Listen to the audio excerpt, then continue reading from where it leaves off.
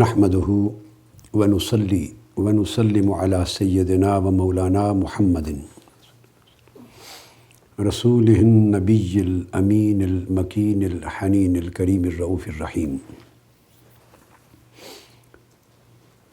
ونصلی ونسلم علی آلہ الطیبین الطاہرین المطہرین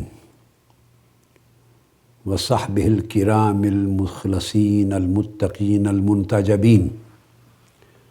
وأولیاء امتہ والصالحین وعلماء ملتہ العاملین اما بعد فاعوذ باللہ من الشیطان الرجیم بسم اللہ الرحمن الرحیم یا ایہا الذین آمنوا استجیبوا للہ وللرسول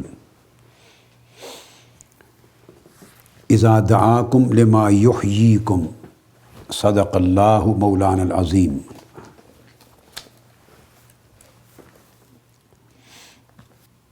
حاضرین و ناظرین، جمیع علماء و اساتذہ اور طلباء کرام اور خواتین و حضرات،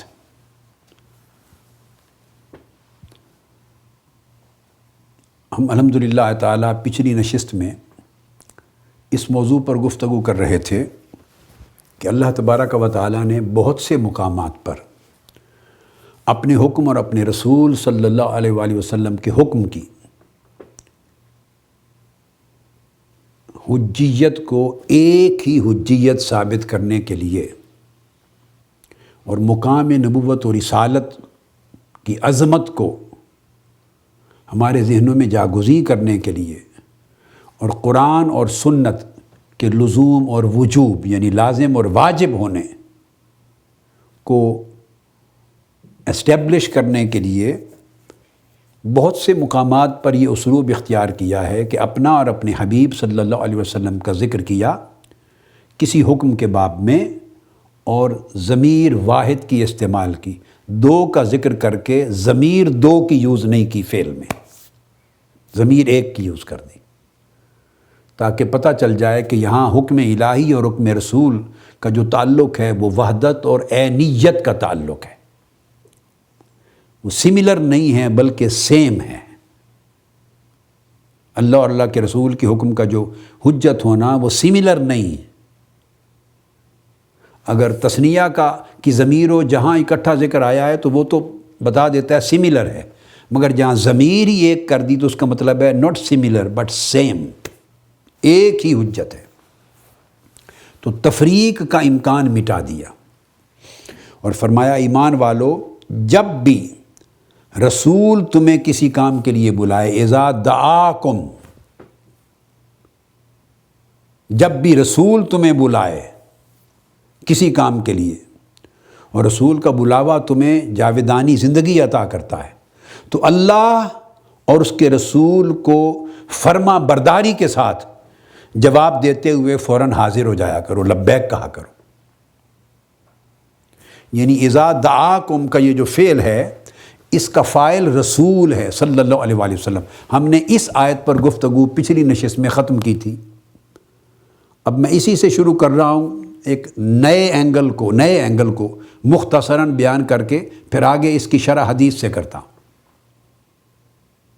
اذا دعاکم، اس میں جو دعا ہے، دعا یدعو، اس کا فاعل اللہ نہیں، یاد رکھ، اس کا فاعل رسول صلی اللہ علیہ وآلہ وسلم،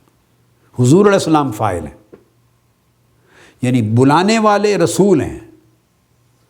اور اس بلاوے پر لبیک کہنے کے لیے فرمایا اللہ اور اس کے رسول دونوں کو لبیک کہا کرو۔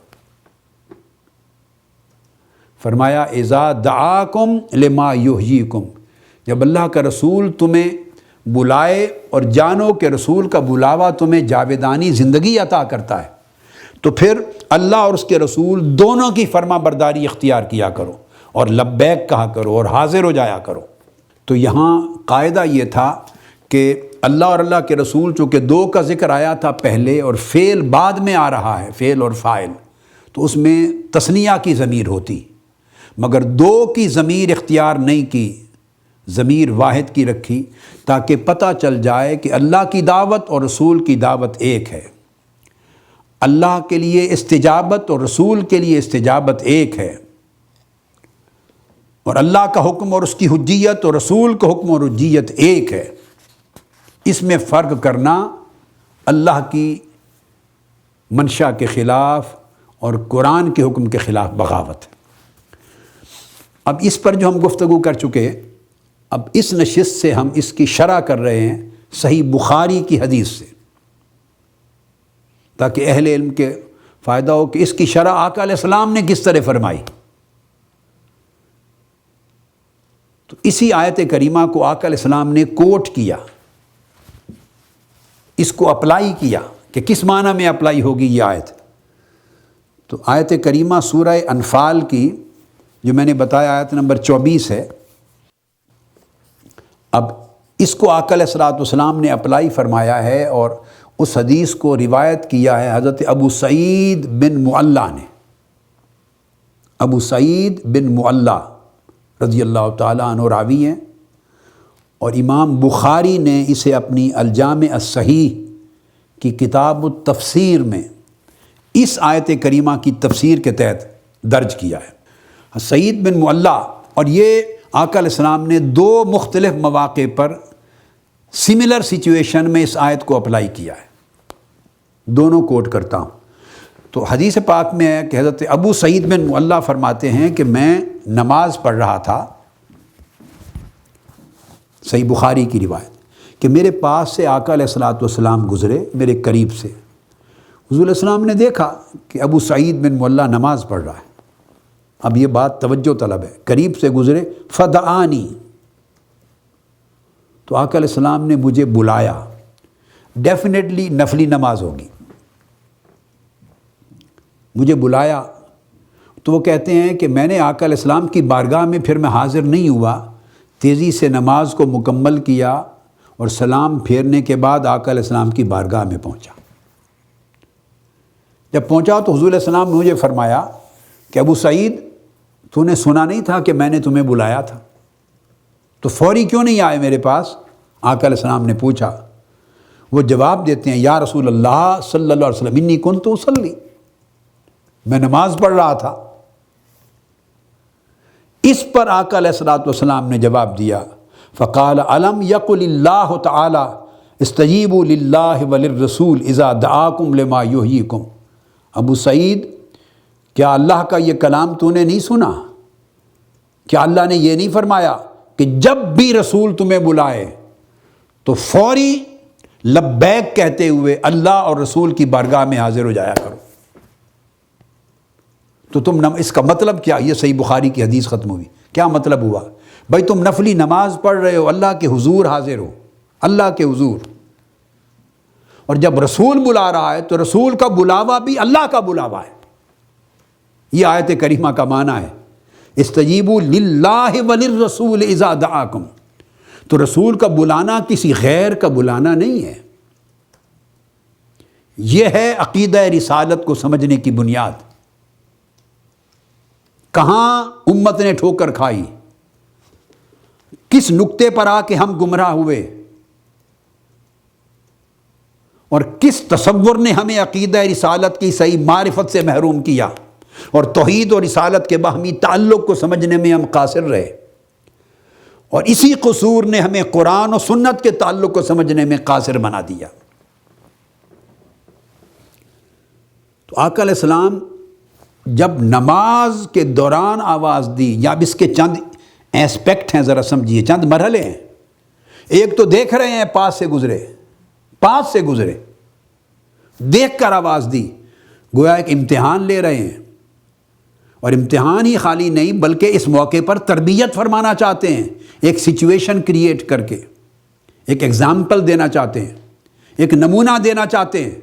اور اگر یہ نمونہ آقا علیہ السلام اس وقت نہ دیتے تو آج تک امت کو یہ مسئلہ سمجھ نہ آتا، اور قرآن مجید کی اس آیت کی اپلیکیشن سمجھ نہ آتی، اس کا حقیقی معنی ہم تک نہ پہنچتا کہ کیا مراد ہے اس سے، کہ جب بھی رسول تمہیں بلائے اور اس کے بلاوے میں تمہاری روحانی زندگی ہے تو فوری اللہ اور اس کے رسول کی بارگاہ میں لبیک کہتے ہوئے حاضر ہو جایا کرو۔ اس کا معنی کیا ہے؟ آقا علیہ السلام نے پریکٹیکل ڈیمونسٹریشن کے ذریعے اس کے حقیقی معنی کو، میننگز کو ایکسپلین کر دیا۔ نماز پڑھتے ہوئے دیکھ کر آواز دی۔ بتانا چاہتے ہیں کہ اگر ہم نماز پڑھ رہے ہوں تو بھلے مفتی اعظم گزریں پاس سے، ہے ان کی جرت، شریعت اجازت دیتی ہے کہ کوئی نماز پڑھ رہا ہے تو وہ اس کو آواز دے، اگر ان کی آواز پر نماز توڑنا شریعت میں اجازت ہے، نہ وہ آواز دیں گے، نہ کوئی توڑے گا، نہ کوئی وہ کسی سے پوچھیں گے بھی کیوں نہیں آیا تو میرے پاس، نہیں، یہ کسی کا حق نہیں ہے، چونکہ حالت نماز میں بندہ اللہ کے حضور پیش ہوتا ہے، اللہ کی بارگاہ میں کھڑا ہے، وہ اللہ کے دروازے پر، اور کسی بندے کو حق نہیں ہے کہ وہ اللہ کے دروازے پر کھڑے ہوئے شخص کو ہٹائے اور بلائے۔ آقا علیہ السلام نے آواز دی یہ سمجھانے کے لیے کہ فوری آتا ہے یا نہیں۔ اب ان کی سمجھ میں یہ بات نہیں تھی چونکہ اس سے پہلے یہ واقعہ پیش نہیں آیا تھا، پہلی بار واقعہ پیش آیا، وہ سمجھ نہیں سکتے تھے کہ اس سچویشن میں میں کیا کروں، نماز پڑھ رہا ہوں، ادھر آقا علیہ السلام نے بلایا ہے، اب دو چیزوں میں ایک کنٹراسٹ آ گیا، وہ کنٹرڈکشن سمجھ رہے ہوں گے، لہٰذا نماز اس نے سمجھا چلا گیا تو نماز ٹوٹ جائے گی، تو نماز تیزی سے مکمل کی، پھر حاضر ہوئے۔ آقا علیہ السلام نے یہی سوال کیا فوری کیوں نہیں آئے؟ علم تھا کہ نماز پڑھ رہے ہیں۔ عرض کہ یا رسول اللہ انی کنت اصلی، میں نماز پڑھ رہا تھا۔ اس پر آقا فرماتے ہیں الم یقل اللہ تعالی استجیبوا للہ وللرسول اذا دعاکم، اور دعاکم کا فاعل رسول صلی اللہ علیہ وسلم ہے، کہ اللہ نے یہ نہیں فرمایا کہ جب بھی رسول تمہیں بلائے، اور رسول کے بلانے میں حیات جاودانی ہے، حیات روحانی ہے، حیات ایمانی ہے۔ نماز بھی تو بھائی ایمانی اور روحانی زندگی کے لیے پڑھتے ہیں، اور جو زندگی نماز میں ملتی ہے وہی زندگی رسول کے بلاوے سے ملتی ہے۔ تو جب میں نے بلایا تو یہ کسی غیر کا بلاوا نہیں تھا، آقا علیہ السلام شرح فرما رہے ہیں اس قرآنی آیت کی تفسیر، یہ غیر کا بلاوا نہیں تھا، جس رب کی بارگاہ میں حاضر تھے اس کے رسول کا بلاوا اسی رب کا بلاوا تصور ہوتا ہے، اور میرے بلاوے پر لبیک کہنا نفلی نماز پڑھنے سے افضل تھا۔ اور یہ بھی سمجھا رہے تھے کہ تم فوری اسی حالت میں چھوڑ کے آتے تمہاری نماز بھی نہ ٹوٹتی، مجھے لبیک کہتے، میری بات سنتے، مجھے جواب دیتے، مجھ سے ہم کلام ہوتے، میرا کام کرتے، اور پلٹ کر جاتے وہیں سے نماز شروع کرتے، نہ نماز ٹوٹتی نہ سجدہ سہو کرنا پڑتا۔ یعنی میرے ساتھ مشغول رہنا اس حکم میں ہوتا جیسے اللہ کی عبادت میں مشغول ہو۔ اب یہ شان کسی اور مخلوق کو نہیں ہو سکتی، خواہ وہ خلفائے راشدین، خواہ وہ صحابہ کرام، خواہ وہ اہل بیت اطہار، خواہ وہ ائمہ اولیاء، غوث، کتب اور ابدال ہی کیوں نہ ہوں۔ رسول پاک صلی اللہ علیہ وسلم کے خصائص میں سے ہے، کیونکہ اللہ نے فرما دیا استجیبوا للہ وللرسول اذا دعاکم، اللہ اور اس کے رسول کے بلاوے کو ایک بلاوا کر دیا بس۔ اب اسی طرح ایک واقعہ اور پیش آیا، اور وہ حضرت ابو ہریرہ رضی اللہ تعالیٰ عنہ روایت کرتے ہیں۔ اب دوسری حدیث جو کوٹ کر رہا ہوں اسی آیت کریمہ کا آقا علیہ السلام نے پھر اطلاق کیا ہے، اسے امام احمد بن حنبل نے روایت کیا، صحابی جو راوی ہیں وہ ابو ہریرہ رضی اللہ تعالیٰ عنہ۔ پہلی حدیث میں حضرت ابو سعید بن معلہ ہی راوی ہیں اور واقعہ بھی ان کا اپنا تھا، دوسری حدیث میں راوی حضرت ابو ہریرہ رضی اللہ تعالیٰ عنہ ہے،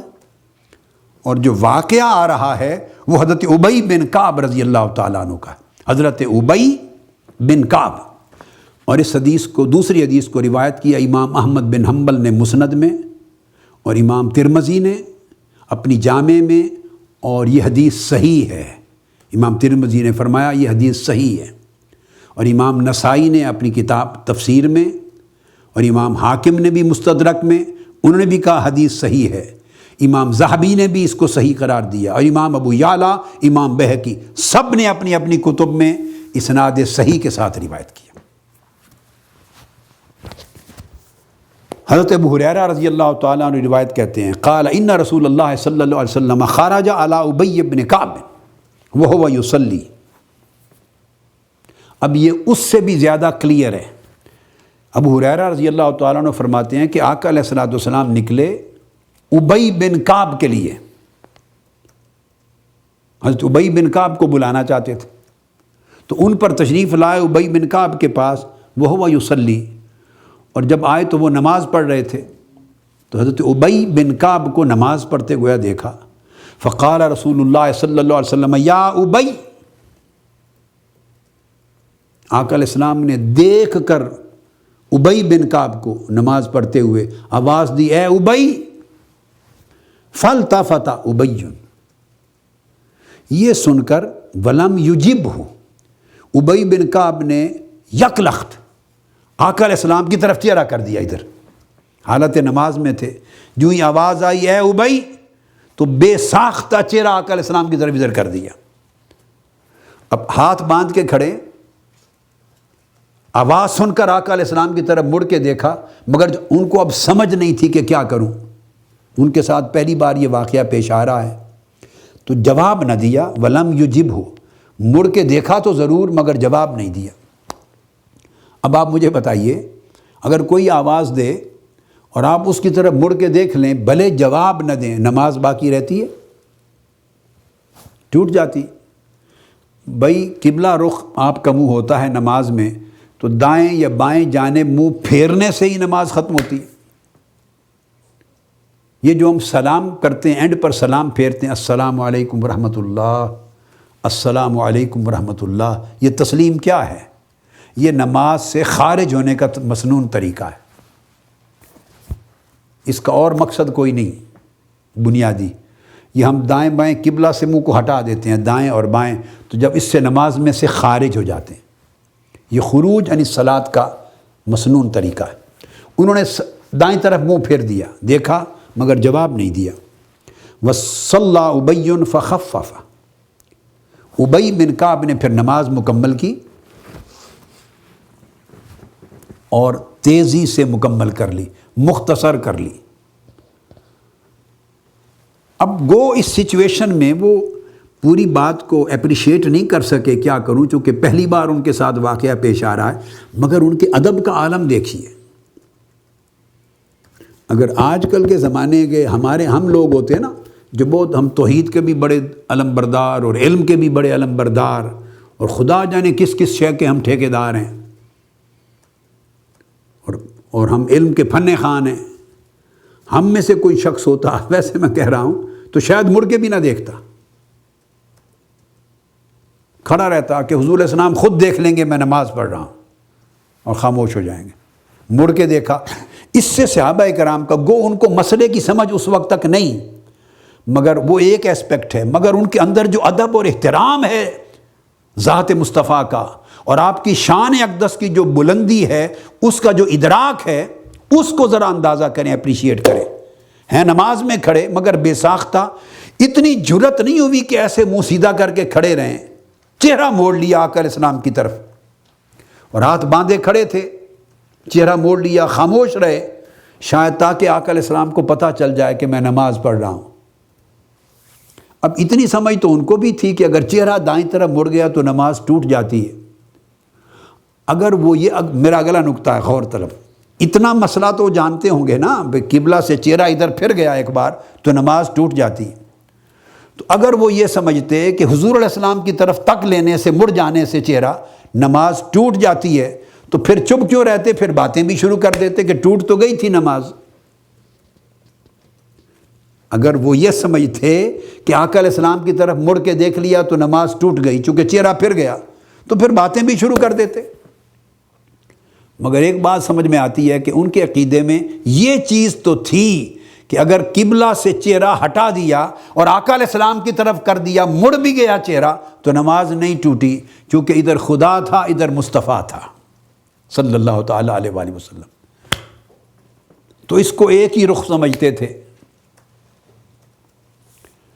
چپ رہے۔ اب آگے سمجھ نہیں مسئلے کی کہ کیا کرنا ہے، سو نماز مکمل کر دی، پھر آقا علیہ السلام کی خدمت میں حاضر ہوئے، میں ثم انصرف الی رسول اللہ صلی اللہ علیہ وسلم فقال السلام علیک یا رسول اللہ، پھر آقا علیہ السلام کی بارگاہ میں تیزی سے حاضر ہوئے اور سلام عرض کر لیا۔ فقال رسول اللہ صلی اللہ علیہ وسلم وعلیک السلام، ابی بن کعب کو آپ نے سلام کا جواب دیا، اور آپ نے فرمایا قال ما منعک یا ابی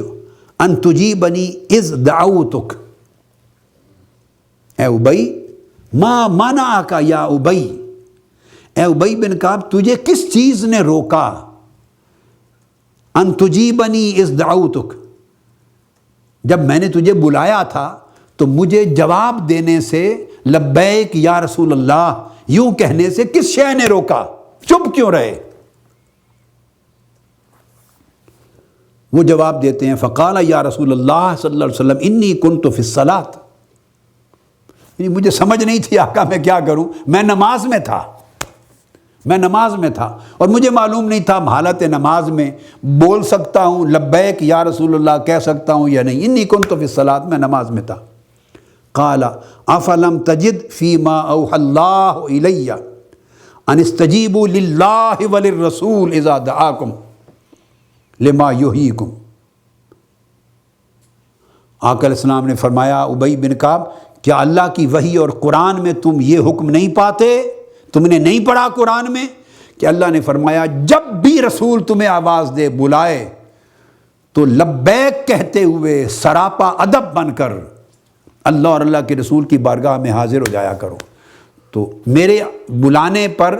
فوری میری بارگاہ میں آنا اور لبیک کہنا اور جواب دینا، یہ اللہ اور اللہ کے رسول کی بارگاہ میں آنا ہے، فقط میری طرف آنا نہیں، یہ اللہ کی طرف آنا ہے۔ ادھر بھی تم اللہ کی عبادت میں تھے اور لپک کے لبیک کہہ کر میرے پاس آ جاتے تو یہ بھی اللہ کی عبادت جاری رہتی۔ یاد رکھیں اللہ کی عبادت صرف قیام اور رکوع اور سجود کا نام نہیں ہے، آقا علیہ السلام کے حکم کی اطاعت بھی اللہ کی عبادت ہے، آقا سے محبت کرنا بھی اللہ کی عبادت ہے، حضور کی ہر سنت پہ عمل کرنا بھی اللہ کی عبادت ہے، آپ کے اسوہ حسنہ پہ چلنا بھی اللہ کی عبادت ہے۔ کیوں؟ بھئی یہ اللہ کا حکم ہے کہ رسول کے اسوہ پہ چلو، یہ اللہ کا حکم ہے کہ رسول کی اطاعت کرو، تو اللہ کے حکم کی اطاعت بجا لانا یہ اللہ کی عبادت ہے۔ بھئی والدین کی تابع فرمانی کرنا اللہ کی عبادت ہے، کیونکہ بر الوالدین کا حکم اللہ نے دیا ہے۔ رزق حلال کمانا اور رزق حرام سے بچنا یہ اللہ کی عبادت ہے، حالانکہ سجدہ رکوع قیام تلاوت نہیں ہے، رزق حلال کی محنت کر رہے ہیں، یہ اللہ کی عبادت ہے۔ کیوں؟ اللہ کا حکم ہے احل اللہ البیع، اللہ نے بے رزق حلال کو حلال قرار دیا اور حکم دیا اور حرام سے بچنے کا کہا۔ علم کے حصول کے لیے رضا الہی کی خاطر سفر کرنا اللہ کی عبادت ہے، کیونکہ اللہ نے حکم دیا، سو اللہ کے ہر حکم کی تعمیل کرنا صدق کی نیت اور رضا الہی کی نیت سے یہ اللہ کی عبادت ہے۔ عبادت اسلام میں کسی ایک مخصوص ہیئت قضائیہ اور کسی ایک مخصوص طریقات کا اور طرز عمل کا نام نہیں ہے۔ آپ کھانا کھاتے ہیں، بریانی بنا لی آپ نے، نیت یہ کر لی، آقا علیہ السلام کا حکم ہے کھانا کھلانا افضل اسلام ہے، تطعم الطعام، اس نیت سے کہ کھانا کھلانا آقا علیہ السلام کے فرمان کی اطاعت ہے، یہ اللہ کی عبادت بن گئی، چونکہ حکم رسول کی اطاعت کر رہے ہیں۔ بھائی جس معاملے میں خواہ وہ ریلیجس نیچر کا عمل ہو یا سیکولر نیچر کا عمل ہو، غریب کی مدد کرنا، یتیم کی کفالت کرنا، جہاد پر جانا، علم پر جانا، پڑوسی کو کھانا بھیجنا، بے روزگار کی مدد کر دینا، غریبوں یتیموں کا مالی سہارا بن جانا، مسکراہٹ سے کسی کو ملنا، دل جوئی کرنا، بھلائی کے کام کرنا، لوگوں کو عزت دینا، مہمانوں کو عزت سے اپنے ہاں ریسیو کرنا، ملتے ہوئے مسکراہٹ دینا، چہرے پر جبر کا امپریشن نہ رکھنا، یہ نرم چہرہ رکھنا، ملتے ہوئے کسی کو السلام علیکم کہنا، اس کے سلام کا جواب محبت سے دینا، یہ جتنے امور، رشتہ داروں کے ساتھ بھلائی کرنا، پڑوسیوں کے ساتھ بھلائی کرنا، غیر مسلموں کے ساتھ حسن سلوک کرنا، ان کے ساتھ وعدہ کیا ہوا نبھانا، اپنے وعدے کا ایفا کرنا، الغرض ریلیجس یا سیکولر کسی بھی نیچر کا spiritual, social, political, economic, cultural interaction ہے، بیہیویئر ہے آپ کا کسی کے ساتھ، کسی بھی میٹر میں کوئی کام کرنا جس کو حکم اللہ نے دیا ہے، اللہ کے رسول نے دیا ہے، اس نیت سے کرنا کہ اللہ اور اللہ کے رسول کا حکم ہے میں اس کی تعمیل کروں، بس وہ نیت آپ کے اس دنیاوی نیک عمل کو عبادت بنا دیتی ہے، وہ اللہ کی عبادت، یہ ہے عبادت کا کانسیپٹ۔ عبادت ہو جاتی ہے۔ تو جب یہ عمل عبادت بن جاتے ہیں تو سوچئے اللہ کے رسول کے بلاوے پر ڈائریکٹ حضور کی بارگاہ میں لبیک کہتے ہوئے جانا، اس عبادت کا درجہ کتنا بلند ہوگا۔ اس لیے اللہ رب العزت نے اسے فرمایا اذا دعاکم لما یحییکم، رسول جب تمہیں بلائے تو رسول کے بلاوے میں تمہارے قلوب کی، دلوں کی روحانی حیات ہے، دلوں کی زندگی ہے، تمہاری روحوں کی زندگی ہے رسول کے بلاوے میں۔ تو جب رسول کے بلاوے میں روحانی اور ایمانی زندگی ہے تو مطلب یہ ہوا کہ رسول کا حکم ہمارے ایمان کو زندہ کرتا ہے۔ رسول کے حکم پر عمل کرنا، رسول کے حکم کو حجت جاننا، رسول کے حکم کو لازم اور واجب جاننا، یہی ہماری حیات ایمانی ہے۔ اور اس کا انکار کرنا یہ گویا موت ہے حیات ایمانی کی، حیات کی موت ہے۔ ہم موت کی طرف جا رہے ہیں حجیت سنت رسول کا انکار کر کے۔ تو یہ جواب دیا آقا علیہ السلام نے کہ تم نے اللہ کا حکم نہیں سنا کہ جب بھی رسول تمہیں بلائے تو لبیک کہتے ہوئے اللہ اور اس کے رسول کی بارگاہ میں آ جایا کرو۔ حضرت ابو ہریرہ فرماتے ہیں قال بلا ولا اعود، یا رسول اللہ، ابی بن کعب کا جواب، آقا میں نے سنا ہے، میں سمجھ گیا، دوبارہ زندگی پر یہ کام نہیں کروں گا۔ اب اس پر امام شافعی کا سنیے فتویٰ، سبحان اللہ۔ امام شافعی اس کے اوپر فتویٰ دیتے ہیں اور اسے امام قرطبی نے اس فتوے کو روایت کیا ہے۔ وہ فرماتے ہیں کہ اس سے پتہ چلا کہ نماز کے اندر اگر صحابہ کھڑے ہوتے اور آقا علیہ السلام حکم دے دیتے، بلا لیتے اور صحابی حضور کے حکم کی تعمیل میں آقا کی بارگاہ میں چلے جائیں تو اس سے نماز باطل نہیں ہوتی۔ اب پڑھ رہے ہیں نماز، قیام میں کھڑے تھے، سورہ فاتحہ پڑھ رہے تھے، یا رکوع میں سبحان ربی العظیم کہہ رہے تھے، اگر رکوع میں تھا صحابی اور آقا کی آواز آ گئی، ابو ہریرہ، عبداللہ ابن مسعود، ابن عباس، ابی بن کعب، ابو سعید، آؤ، حالت رکوع میں تھے، بھلے سجدے کی حالت میں تھے، وہی رکوع اور سجدہ چھوڑ کر دوڑ کے بارگاہ مصطفیٰ میں چلے جاتے اور چلے جانا۔ امام شافعی فرماتے ہیں اس سے نماز باطل نہیں ہوتی، ان کی نماز بھی قائم رہتی۔ جا کے آقا علیہ السلام کی بات سنیں، حکم سنیں، تعمیل کریں، اور یہ شان صرف آقا علیہ السلام کی ہے، کائنات میں پوری خلق میں کسی اور کو یہ میسر نہیں، یہ خصائص نبوت میں سے ہے۔ فرماتے ان الصلاۃ، نماز لا تبطل لامر رسول اللہ صلی اللہ علیہ وسلم بالاجابۃ وان کان فی الصلاۃ۔ امام شافعی،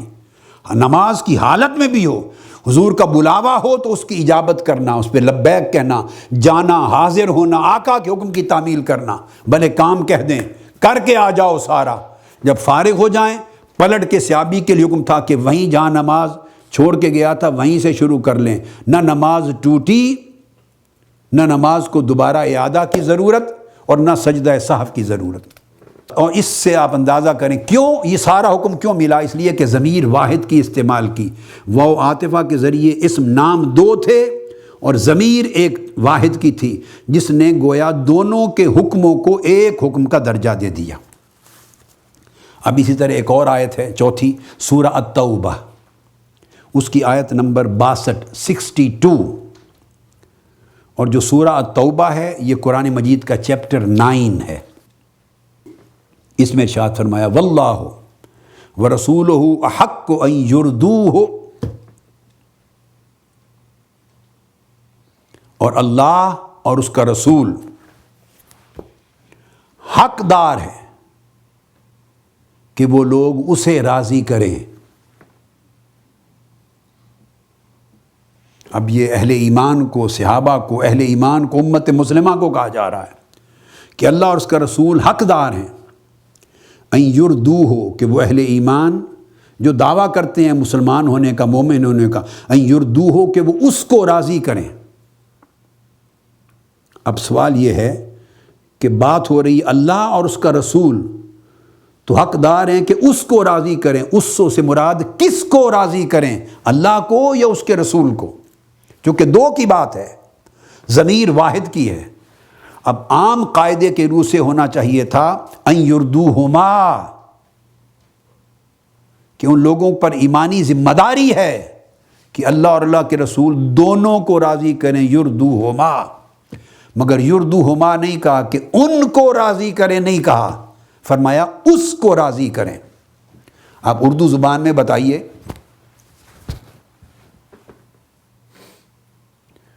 کہ کوئی بیان کرے کہ میں طلحہ اور عطا دو آئے تو کہے اس کو کھانا کھلا رہا ہوں، تو لوگ پوچھیں گے کس کو کھلایا ہے؟ طلحہ کو کھلایا ہے یا عطا المصطفیٰ کو کھلایا ہے؟ کس کو کھلایا ہے؟ بھئی دو کی بات ہے تو کہنا چاہیے کہ انہیں کھانا کھلایا ہے۔ آپ کہہ رہے ہیں کہ حماد اور احمد اس کو بلایا ہے، یا حماد اور احمد میرے پاس آیا ہے، سمجھ میں نہیں آئے گی بات۔ بھئی دو کی بات ہو رہی ہے، حماد اور احمد آئے ہیں میرے پاس یا آیا ہے؟ دیکھیے قرآن مجید کا قاعدہ ہے کہ اللہ اور اللہ کے رسول کی بات آ گئی تو ذکر دو کا ہے، اگر ضمیر واحد کی استعمال کر لیں تو مطلب یہ ہے کہ ان دونوں کا حکم ایک کا حکم ہے۔ تو فرمایا اللہ اور اللہ کے رسول دونوں حقدار ہیں کہ یہ لوگ، یہ مسلمان اس کو راضی کریں۔ اس میں ہما استعمال نہ کر کے ہو واحد کی ضمیر استعمال کر کے اللہ پاک نے ثابت کر دیا کہ رضائے خدا اور رضائے مصطفیٰ ایک ہی رضا ہے۔ رضائے الہی رضائے رسول سے مختلف نہیں، دونوں ایک ہی چیز ہیں۔ جیسے اطاعت رسول اطاعت الہی ہے، جدا نہیں، جیسے محبت رسول محبت الہی ہے، جدا نہیں، جیسے معصیت رسول کی اللہ کی معصیت ہے، جدا نہیں، جیسے حد رسول کے حکم کی اللہ کے حکم کی حد ہے، اس سے جدا نہیں، اسی طرح رسول کی رضا اللہ ہی کی رضا ہے، اس سے جدا نہیں۔ رسول کی بیعت اللہ ہی کی بیعت ہے، اس سے جدا نہیں۔ یہ اس معنی میں ہے یردو ہو کہ وہ اسے راضی کریں۔ جیسے قرآن مجید سورہ الفتح آیت نمبر 10 اور سورہ الفتح یہ چیپٹر ہے 48 آیت نمبر 10، اس میں ارشاد فرمایا گیا نا ان الذین یبایعونک انما یبایعون اللہ۔ اے میرے حبیب صلی اللہ علیہ وسلم، جو لوگ آپ کے دست اقدس پر بیعت کرتے ہیں، جو آپ سے بیعت کر رہے ہیں، انما کلمہ حصر ہے، یبایعون اللہ، اس کا مطلب یہ ہے انہیں کوئی اور مغالطہ نہ لگے، وہ کچھ اور نہ سمجھیں، انہیں معلوم ہو کہ وہ صرف اللہ کی بیعت کر رہے ہیں، محض اللہ کی بیعت کر رہے ہیں، یا اللہ ہی کی بیعت کر رہے ہیں، یہ معنی بنتا ہے۔ جو رسول کے دست اقدس پر بیعت کر رہے ہیں وہ حقیقت میں اللہ ہی کے دست اقدس پہ بیعت کر رہے ہیں۔ ید اللہ فوق ایدیہم، پھر تصریح کر دی آیت کے اگلے حصے میں ان کے ہاتھوں پر اللہ کا ہاتھ ہے۔ گویا رسول کے ہاتھ کو بیعت کرتے وقت محض رسول کا ہاتھ نہ جانو، اللہ کا ہاتھ جانو۔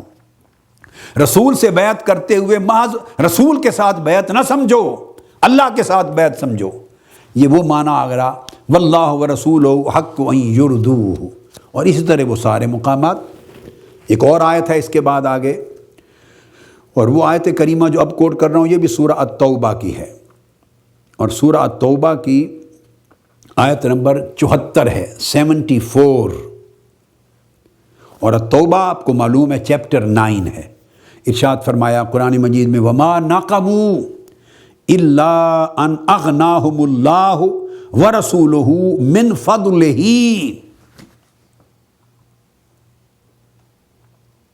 اب یہاں ارشاد ہو رہا ہے کہ اللہ نے اور اس کے رسول نے غنی کر دیا ان کو، اور یہاں یہ بھی دیکھیے کہ اب غنی کرنے کا فعل بھی صرف اللہ کی طرف نہیں، اللہ کے رسول کی طرف بھی آ رہا ہے، منسوب ہو رہا ہے۔ ہم تو اتنی بات کہنے سے بھی آج ڈرتے ہیں، اس لیے کہ کانسیپٹس کلیئر نہیں رہے، کنفیوزڈ ہو گئے۔ شاید یہ کہہ دیا ساتھ اللہ کے ساتھ رسول کا نام ملا دیا غنی کرنے میں، تو سمجھتے ہیں کہیں شرک نہ ہو جائے معاذ اللہ۔ ہم نے سمجھا ہی نہیں کہ توحید کیا ہے اور شرک کی حدیں کیا ہیں اور کیا نہیں ہیں۔ ہم نے توحید کو شرک بنا دیا ہے، توحید کے اندر شرک کو گھسیڑ دیا ہے۔ اللہ پاک فرماتے ہیں کہ گویا اللہ اور اس کے رسول نے غنی کیا تھا، من فضل ہی، اپنے فضل میں سے، نکالو بھائی، سورہ توبہ کو پڑھیے جا کے آیت نمبر 74۔ اب یہاں چاہیے یہ تھا قاعدے کے اعتبار سے کہا جاتا من فضلہما، کہ اللہ اور اس کے رسول نے غنی کیا من فضلہما، اپنے فضل میں سے۔ چاہیے یہ تھا کہ اللہ اور اس کے رسول نے اپنے فضل سے غنی کر دیا تھا، تو یہاں فضل ہی کی بجائے فضلہما ہونا چاہیے تھا، مگر اللہ رب العزت نے فضلہما تثنیہ کی ضمیر وارد نہ کر کے اس دوئی کی جڑ کاٹ دی۔ تو غنی کرنے میں بھی، غنا کے عمل میں بھی اللہ اور اللہ کے رسول کا غنا دینا ایک ہے، اور فضلہما نہیں کہا۔ پھر اسی طرح آگے سورہ النور کی آیت ہے 6، اسی نوعیت کے، اسی مضمون میں، اور وہ آیت نمبر ہے 51 اور سورہ النور یہ قرآن مجید کا چیپٹر ہے 24۔ اس میں ارشاد فرمایا اذا دعوا الی اللہ ورسولہ لیحکم بینہم ان یقولوا سمعنا واطعنا، اس فرمایا کہ جب انہیں اللہ اور اس کے رسول کی طرف بلایا جائے، دو کی بات، اللہ اور اس کے رسول کی طرف بلایا جائے، تو لیحکم بینہم، تاکہ وہ رسول ان کے درمیان فیصلہ کرے۔ تو لیحکم اس میں ضمیر واحد کی ہے، تو وہ کہیں ہم نے سنا اور اطاعت کی، تو ذکر دو ہیں، اسم دو ہیں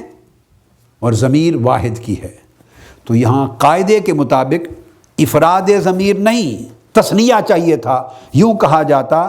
کہ اذ یحکما، اذا دعوا الی اللہ ورسولہ لیحکما، تثنیہ کی ضمیر یوز ہوتی صیغہ، مگر لیحکما نہیں کہا، فرمایا لیحکما بینہم، واحد کی ضمیر، تاکہ پتہ چل جائے کہ یہ جو یہاں ضمیر کا مرجع صرف رسول کی ذات ہے، اور دعوت الی اللہ بھی ہے، الی الرسول بھی ہے، تو حکم اللہ کا اور حکم رسول کا ایک ہے۔ رسول کے حکم پر لبیک کہنا اسی طرح ہے جیسے اللہ کی طرف دعوت پر لبیک کہا، اور یہ وہی چیز ہے جسے سورہ النساء میں آیت نمبر 65 میں بیان کیا گیا، قسم کے ساتھ فلا وربک لا یؤمنون حتی یحکموک، سورہ النساء یہ چیپٹر 4 بنتا ہے، اور 65 ورس 65 ہے۔ میں انگلش میں اس لیے بتا دیتا ہوں کہ چونکہ خطابات پھر کیو ٹی وی کی شکل میں پوری دنیا میں چلتے، انگلش اسپیکنگ کنٹریز میں بھی جاتے ہیں، اور ورلڈ وائڈ نوجوان بچے بچیاں اور ینگسٹرز، نیو جنریشنز بھی سنتی ہیں، تو کم سے کم ریفرنسز انہیں جو آیتوں کے ہیں وہ مل جائیں انگلش میں بھی ساتھ۔ فرمایا یہ وہی بات ہے لیحکم بینہما، تاکہ وہ رسول ان کا فیصلہ فرما دے۔ تو رسول کا فیصلہ قبول کرنا اللہ کی دعوت اور اللہ کے رسول دونوں کی دعوت کو قبول کرنا ہے، اور یہ اس آیت کا مضمون ہے جس میں ارشاد فرمایا کہ ہرگز نہیں، آپ کے رب کی قسم، لا یؤمنون حتی یحکموک فیما شجر بینہم، آپ کے رب کی قسم، یہ لوگ اس وقت تک مومن ایماندار ہو ہی نہیں سکتے جب تک آپ کو، اے میرے حبیب صلی اللہ علیہ وسلم، اپنے باہمی اختلافات اور نزاعات اور ڈسپیوٹس میں حکم اور حاکم تسلیم نہ کر لیں۔ یحکموک، آپ کی تحکیم پر ایمان نہ لے آئیں، آپ کو اپنا حکم نہ مانیں، آپ کے حکم کے سامنے سر تسلیم خم نہ کریں، آپ کے یحکموک، یہ نہیں فرمایا اللہ اور اللہ کے رسول کی کہ حکم کو مانیں، نہ، یحکموک، میرے حبیب آپ کے حکم کو جب تک نہ مانیں اس وقت تک یہ ایماندار ہی نہیں، بے ایمان ہے۔ فیما شجر بینہم ثم لا یجدوا فی انفسہم حرجا مما قضیت ویسلموا تسلیما، پھر آپ کے حکم کے سامنے اس طرح سر تسلیم خم کر دیں کہ ان کے دلوں میں کوئی بوجھ بھی محسوس نہ ہو، تنگی بھی محسوس نہ ہو، اور یوں مانے جیسے ماننے کا حق ادا کیا جاتا ہے۔ اب آپ دیکھ لیجئے، یعنی ایک طرف قرآن کہتا ہے ان الحکم الا للہ، حکم اللہ کا حق ہے، حکم اللہ کا ہوتا ہے، قرآن مجید ہے، یہ سورہ یوسف آیت نمبر 40، یوسف جو ہے یہ چیپٹر 12 ہے اور ورس 40، جس میں فرمایا کہ حکم اللہ کا ہے، کمانڈمنٹ اللہ کی، ججمنٹ اللہ کی۔ دوسرے مقام پر فرمایا یہ سورہ الشورى، سورہ شورى چیپٹر 42 ہے اور آیت نمبر 10 یعنی ورس 10، فرمایا وَمَا اخْتَلَفْتُمْ فِيهِ مِنْ شَيْءٍ فَحُكْمُهُ إِلَى اللَّهِ، جس مسئلے پر تمہارا اختلاف ہو جائے تو اس کا حکم اللہ سے لو، اس کے حکم کو اللہ سے وصول کیا جائے گا، رجوع اللہ کی طرف کیا جائے گا حکم کے لیے۔ اگر تمہارا اختلاف ہے فَمَا اخْتَلَفْتُمْ فِيهِ، تمہارا اختلاف ہو جائے تو اللہ کا حکم ہوگا۔ اب یہ دو آیتیں میں نے اس لیے کوٹ کی تاکہ کمپیریٹو سٹڈی کرواؤں۔ قرآن کی ایک آیت دوسری آیت کی نفی نہیں کرتی، قرآن میں ایک حکم دوسری حکم کے مخالف نہیں ہوتا، ہر آیت دوسرے کی یا تائید کرتی ہے یا توضیح، اس کی وضاحت کرتی ہے۔ ہم نے ٹکرا دیا ہے، بعضوں کو مانا بعضوں کا انکار کر دیا۔ اب دو آیتیں ذہن میں رکھ لیں، تو یہاں فرمایا حکم اللہ کا، اور اختلاف بھی ہو جائے تمہارا تو فائنل حکم اللہ کا۔ اب اس آیت کو بھی ذہن میں رکھ لیں اور اب پھر اس آیت کو پڑھیے، فلا وربک، آپ کے رب کی قسم، لا یؤمنون حتی یحکموک فیما شجر بینہم، اگر اختلاف ہو جائے تمہارے درمیان تو حکم رسول کا، اور اگر رسول کے حکم کو نہ مانے فائنل اتھارٹی تو تم مومن ہی نہیں۔ اب کیا کہیں گے آپ، قرآن کی دو آیتیں ٹکرا رہی ہیں آپس میں، معاذ اللہ تضاد ہے؟ نہیں، یہ تضاد ہمارے ذہن کا ہے، ہم نے اپنی سوچ کو قرآن پر حاوی بنا رکھا ہے اور دین اسلام پر، اور قرآن کو موڑنا چاہتے ہیں، قرآنی تعلیمات کو اپنی خواہش اور اپنے فہم کے مطابق، اور ہمارے فہم پر حاکم شیطان ہے۔ اگر ایسی سوچ رکھیں، اگر ہم اپنی سوچ کو تابع کر دیں قرآن کے، تو قرآن ہر چیز کھول کھول کے سمجھا دیتا ہے۔ یہ نام کا دعویٰ نہیں درست کہ صرف قرآن حجت ہے، قرآن حجت ہوتی تو یہ کہتے کیوں؟ تو ایک طرف قرآن کہتا ہے اختلاف ہو تو حکم اللہ کا، یہاں کہتا ہے فیما شجر بینہم، تمہارا اختلاف ہو تو حکم رسول کا۔ کہاں ایڈجسٹ کس طرح کریں گے؟ سورہ نساء میں فرمایا فَإِن تَنَازَعْتُمْ فِي شَيْءٍ فَرُدُّوهُ إِلَى اللَّهِ وَالرَّسُولِ، تین الگ قسموں کے حکم آ گئے۔ اب آپ کو تینوں میں کمپیٹیبلٹی، کنسسٹنسی کریٹ کرنی ہوگی ورنہ تضاد بنے گا۔ ایک جگہ قرآن کہتا ہے فَمَا اخْتَلَفْتُمْ فِيهِ مِنْ شَيْءٍ فَحُكْمُهُ إِلَى اللَّهِ، اگر باہمی اختلاف ہو جائے تو حکم اللہ کا، ایک جگہ۔ دوسرا مقام سورہ نساء جس کو میں نے کوٹ کیا ورس 65، وہاں کہتا ہے فلا وربک لا یؤمنون حتی یحکموک فیما شجر بینہم، اختلاف ہو جائے تو حکم رسول کا، اگر رسول کا حکم نہ مانو تو مومن ہی نہیں۔ تو دو الگ آ گئے نا کمانڈمنٹ۔ اب تیسری جگہ جہاں اطاعت کا حکم ہے اطیعوا اللہ و اطیعوا الرسول واولی الامر منکم، اس مقام پر فرمایا فَإِن تَنَازَعْتُمْ فِي شَيْءٍ فَرُدُّوهُ إِلَى اللَّهِ وَالرَّسُولِ، اگر تمہارا اختلاف ہو جائے تو حکم اللہ اور اس کے رسول کا، وہاں دونوں کو اکٹھا کر دیا۔ ایک جگہ فرمایا حکم اللہ کا اختلاف ہو، ایک جگہ فرمایا اختلاف ہو تو حکم صرف رسول کا، اور تیسری جگہ فرمایا اختلاف ہو تو حکم اللہ اور اس کے رسول کا۔ تین الگ الگ حکم آ گئے، تو کیا ان میں تضاد تصور کیا جائے گا یا تطبیق؟ ایک ہی حقیقت کے مختلف روپ ہیں، مختلف رنگ ہیں بیان کے، اور اس کی اور کوئی شرح نہیں ہو سکتی جب تک یہ راز سمجھ میں نہ آ جائے کہ ان میں کوئی تضاد نہیں۔ اختلاف ہو تو حکم اللہ کا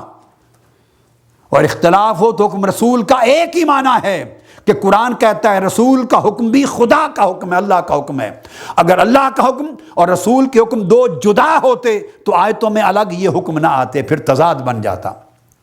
اور دونوں کا جواب دے دیا کہ اختلاف ہو جائے تو حکم اللہ اور اس کے رسول کا، فَإِن تَنَازَعْتُمْ فِي شَيْءٍ فَرُدُّوهُ إِلَى اللَّهِ وَالرَّسُولِ، تو گویا اللہ کا حکم وہی ہے جو رسول دیتا ہے، اور رسول کا حکم بھی اللہ ہی کا حکم ہے، اور اللہ رسول کا حکم بھی ایک ہی حکم ہے۔ خواہ اللہ کا نام لے لو، خواہ رسول کا نام لے لو، خواہ اللہ رسول دونوں کا اکٹھا نام لے لو، شیء واحد، ایک ہی حکم ہے۔ اس لیے فرمایا لِيَحْكُمَ بَيْنَهُمْ۔ اور اب قرآن مجید میں یہاں ایک اور مقام پر ارشاد فرمایا ہے وہ سورہ النساء ہے ایک اور النساء آپ کو معلوم ہے چیپٹر 4 ہے، آیت نمبر 105 105 اس نے فرمایا انا انزلنا الیک الکتاب بالحق لتحکم بین الناس بما اراک اللہ، ہم نے میرے محبوب آپ کی طرف کتاب نازل کی حق کے ساتھ تاکہ آپ حکم صادر کریں، آپ لوگوں کے درمیان، یہاں پھر حکم رسول کا بنا دیا۔ تو آپ دیکھتے آئیے نا، حکم اللہ کا ہو تب بھی وہ رسول کا حکم، حکم رسول کا ہو تب بھی وہ خدا و رسول کا حکم، حکم اللہ رسول دونوں کا لکھا جائے تب بھی وہ ایک ہی حکم۔ لہٰذا آپ ڈیفرینشیٹ کر ہی نہیں سکتے، جو کرے گا وہ قرآن کی مخالفت کرے گا۔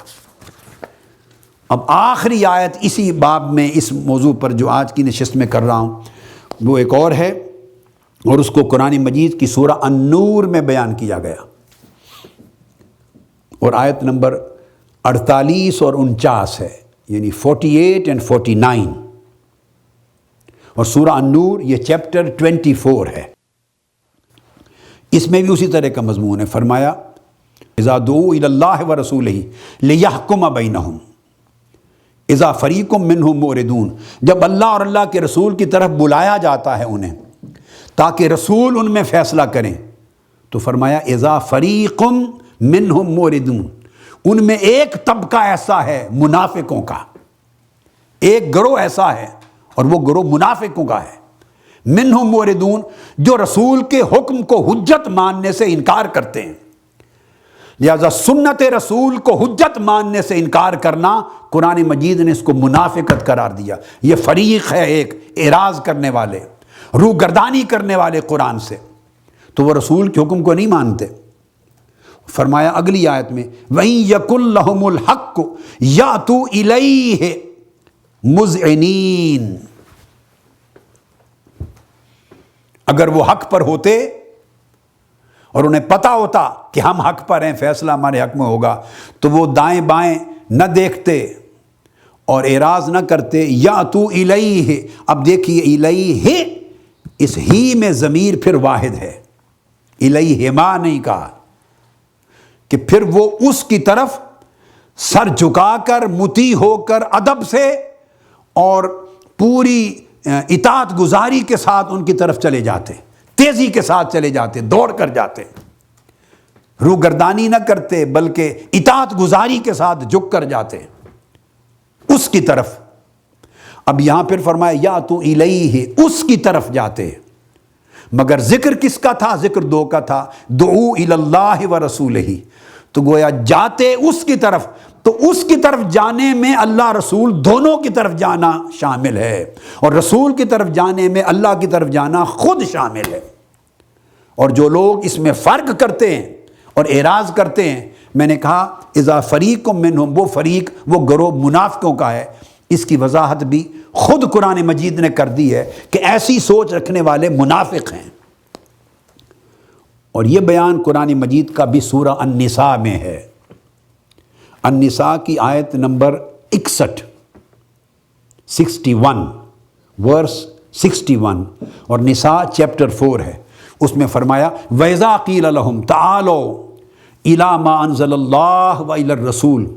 رَأَيْتَ الْمُنَافِقِينَ يَصُدُّونَ عَنْكَ صُدُودًا، اور جب انہیں کہا جاتا ہے آؤ اللہ کے نازل کردہ حکم کی طرف، یعنی قرآن کی طرف، اِلَى مَا أَنزَلَ اللَّهُ، اب بالکل بار سورج اظہر من الشمس ہو کے سامنے آ گئی۔